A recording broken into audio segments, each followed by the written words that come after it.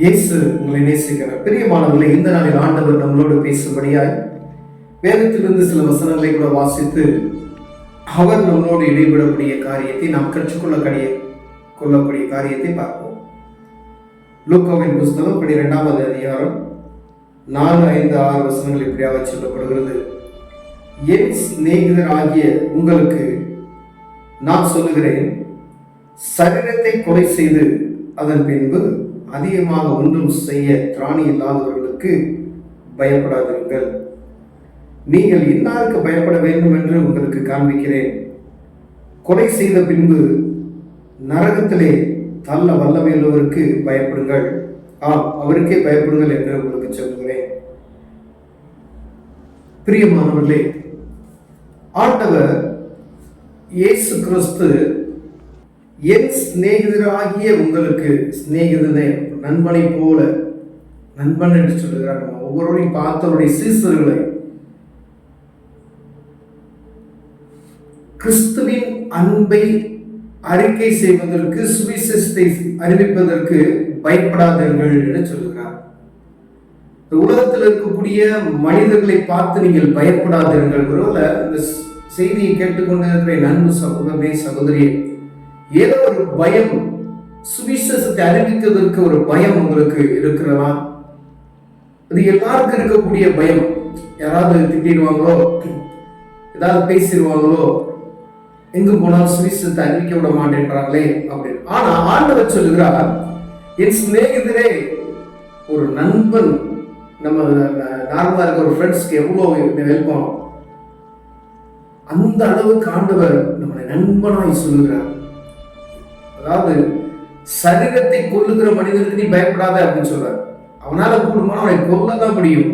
அதற்கு பின்பதாய் ஒரு இருக்கிறதை அவர்களுக்கு தெரியாது. பிரியமானவர்களே, அதை சொல்லுவதற்கு தான் ஆண்டவர் சுவிசேஷத்தை அறிவிக்கும்படியாய் நம்மளை தீவிரப்படுத்துவார். அதாவது மரணத்துக்கு பின்பதாய் ஒரு வாழ்க்கை உண்டு என்பதை நம்மளை எதிர்த்து பேசுறவங்க, நமக்கு விரோதமாய் செய்கிறவங்களுக்கு தெரியாது. ஏன்னா மரணத்துக்கு பின்பதாய் ஒரு வாழ்க்கை உண்டு என்பது அவங்களுக்கு தெரியல. ஆனா சொல்லிக்குவாங்க, நம்ம பரலோகம் நரகம் அப்படின்னு சொல்றோம், அவங்க மோட்சம் சொல்லுவாங்க. ஒவ்வொருத்தரும் ஒவ்வொரு விதமான வார்த்தைகள் தான் மாறக்கூடிய. ஆனா நரகம் என்பது ஒன்று என்று அவங்களுக்கு தெரியும், மோட்சம் என்று ஒன்று என்று அவங்களுக்கு தெரியும். ஆனா அங்க நடக்கக்கூடிய அந்த ஆக்கினை, நீ ஒரு தவறு செய்தால் அதற்கான ஆக்கினை நீ அடைய வேண்டும் என்பதை ஆண்டவர் நமக்கு கற்றுக் கொடுத்திருக்கிறது அவங்களுக்கு சொல்ல போறோம். அவ்வளவுதான். இதுதான் சுவிசேஷம். அதுக்கு ஒரு வழினா இயேசு கிறிஸ்துவின் அன்பு. இந்த சுவிசேஷத்தை சொல்வதற்கு தான் நம்ம வெளியில போய் பயப்படுறோம். ஆனா ஆண்டவர் சொல்றாரு, அவர்களுக்கு நீ என்ன செய்யாத, பயப்படாத, தைரியமா போ, தைரியமா பேசு அப்படின்னு தான் ஆண்டவர் நம்மள சொல்றார். அதற்கு பின்பமாய் நடக்கக்கூடிய நியாய தீர்ப்பின் நாள்ல நரகத்துல தள்ளக்கூடிய ஆண்டவராக இயேசு கிறிஸ்துவுக்கு பயப்படுங்க. அவருக்கு தான் பயப்படணும். கர்த்தர் ஒருவருக்கு தான் பயப்படணும். அவர் உங்களோடு கூட வருகிறார்.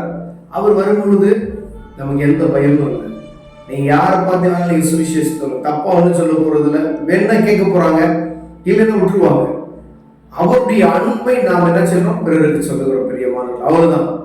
பாருங்க, கீழே அந்த வசனம், அடுத்த வசனம் நம்ம வாசித்தோம்னா, நீங்கள் 2 காசுக்கு 5 அடைக்கலான் குருவிகளை விற்கிறார்கள் அல்லவா, அவைகள் ஒன்றாகிலும் தேவனால் மறக்கப்படுவதில்லை. உங்கள் தலையில் உள்ள மயிரெல்லாம் எண்ணப்பட்டு இருக்கிறது. ஆகையால் பயப்படாதீர்கள். அநேகம் அடைக்கலான் குருவிகளை பார்க்கிலும் நீங்கள் விசேஷித்தவர்களாய் இருக்கிறீர்கள். அன்றையில் நான் உங்களுக்கு சொல்லுகிறேன், மனுஷர் முன்பாக என்னை அறிக்கை பண்ணுகிறவன் எவனோ அவனை மனுஷகுமாரன் தேவதூதர் முன்பாக அறிக்கை பண்ணுவார்.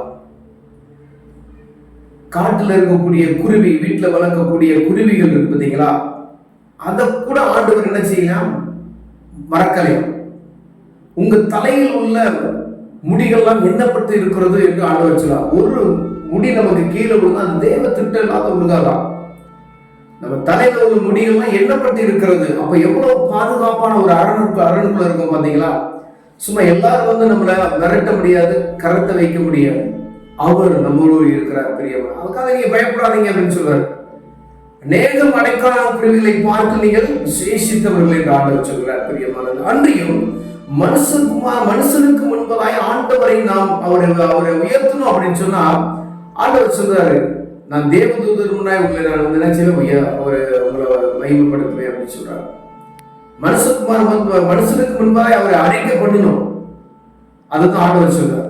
இயேசுதான் தெய்வம், அவரின்றி ஒன்றும் இல்லை. நீ இந்த பரலோகத்துக்கு போறதுக்கு ஒரே வழி ஆண்டவராக இயேசு கிறிஸ்து என்பதை அவர்களுக்கு அறிவிக்க போறோம். அதுதான். அப்ப பாவத்தின் மன்னிப்பு பாவத்தை மன்னிக்கிறதுக்கு அவருக்கு தான் அதிகாரம் இருக்கிறது என்பதை அவர்களுக்கு சொல்லணும். இப்ப நம்மளே ஒரு சுவிசேஷத்தை சொல்லும் பொழுது நமக்கு ஒரு முரட்டுத்தனம், ஒரு உதாரணத்துக்கு சொல்ல பாருங்க, ஒரு இடத்துல போய் சுவிசேஷம் சொல்ல காலையில் மைக்ரோஃபோன் மினிஸ்ட்ரி பண்ணோம். காலையில பாத்தீங்கன்னா காலையிலே வந்துட்டாங்க அப்படின்னு சொல்லி அவர் ரொம்ப ரொம்ப மரியாதை இல்லாம பேசினார். நாங்க அங்க ஒன்றும் சொல்லல, வந்துட்டோம். ஆனா அவங்க என்ன செய்வாங்க, அவங்களுடைய கோபத்தை எதுக்கு காமிக்காங்க அப்படின்னு சொன்னா நம்ம சுவிசேஷத்தை அறிவிக்கக்கூடாதுன்னு காமிக்கிறாங்க. ஆனா பயப்படாதீர்கள், இயேசு அவங்களையும் நேசிக்கிறார். தெரியாது அது வரைக்கும் அவங்களுக்கு என்ன தெரியும். அவங்க ஒருவேளை ஆண்டவருடைய அன்பை அவங்க அறிந்து கொண்டார்கள்னா நம்மளோட அவங்க என்ன செய்வாங்க, தீவிரமாய் ஆண்டவரை அறிக்கை பண்ணுவாங்க. பிரியமானவர்களே, ஒருவேளை இதை பார்த்து கொண்டிருக்கிற அன்பு சகோதரனை சகோதரிகள், ஆண்டவராக இயேசு கிறிஸ்து உங்களோடு என்னோட பேசிக் கொண்டிருக்கிறார். இனி சுவிசேஷத்தை அறிவிப்பதற்கு பயப்படக்கூடாது, தைரியமா புறப்பட்டு சொல்லுங்கள். ஆண்டவர் நம்மளோடு கூட வருகிறார். உங்க தலையில உள்ள முடிகள் எல்லாம் எண்ணப்பட்டு இருக்கிறது. குருவிகளை பார்த்து நீங்க விசேஷித்தவர்கள், அதையே உங்களுக்கு மறக்காது. குருவியே நான் பார்க்கிறேன்னா உடனே நான் எப்படி போடுவேன் அப்படின்னு சொல்றாரு. அப்ப மனுஷனுக்கு முன்பதை ஆண்டவரை நம்ம என்ன செய்யணும், மகிமைப்படுத்தணும். அதுதான் ஆண்டவர் விரும்புகிறார். இந்த வசனத்துல ஆண்டவர் சிநேகிதனே உங்களை சேர்ந்து கூப்பிட்டு சொல்றாரு, பயப்படாத அப்படின்னு சொல்றாரு. ஆண்டவர் நம்மளோடு இருக்கிறார். பெரியமானவர்களே, ஒருவேளை பயந்த ஒரு சூழ்நிலையில சுவிசேஷத்தை அறிவித்து அவங்க திட்டுவாங்களோ பார்த்தீங்கன்னா, யாராவது ஒரு சில ஆள் முரட்டுத்தனமா திட்டுவாங்க. அவங்க தான் நல்ல குணசாலியில இருப்பாங்க. அவங்ககிட்ட நீங்க பேசுறேன் கர்த்தர் உங்களை ஆசீர்வதிப்பாருன்னு சொல்லுங்க.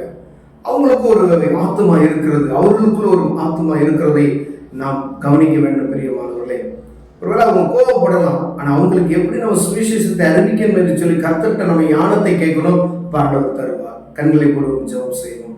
அன்பின் தகப்பனே, சுவிசேஷத்தை அறிவிப்பதற்கு நல்ல தைரியத்தை தாங்க ஆண்டவர். அதுக்கான விசேஷத்தை ஞானத்தை எங்களுக்கு தாங்க.